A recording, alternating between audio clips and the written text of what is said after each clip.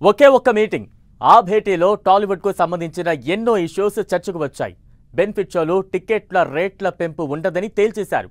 ఇక సినీ వర్గాలు ఎన్నో ఏళ్లుగా ఎదురు చూస్తోన్న అవార్డుల విషయం కూడా కొలిక్కి వచ్చినట్లు టాక్. త్వరలోనే సినిమా అవార్డులు ఇవ్వాలని సీఎం రేవంత్ ఆదేశించారట.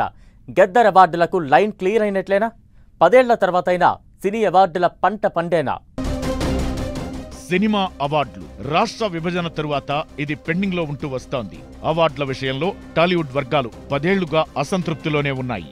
కేసీఆర్ సీఎంగా ఉన్నప్పుడు నంది అవార్డుల స్థానంలో సింహ పురస్కారాలు ఇస్తామని చెప్పారు. కాంగ్రెస్ ప్రభుత్వం వచ్చాక సింహ స్థానంలో గద్దర్ అవార్డులిస్తామని ప్రకటించారు. పలువురు సినీ ప్రముఖులతో ఓ కమిటీని కూడా ఏర్పాటు చేసింది ప్రభుత్వం. అయినా కూడా ఒక్క అడుగు కూడా ముందుకు పడలేదు. ఇటీవల టాలీవుడ్ ప్రముఖులతో మీటింగ్లో గద్దర్ అవార్డ్స్ పై చర్చ జరిగినట్లు టాక్.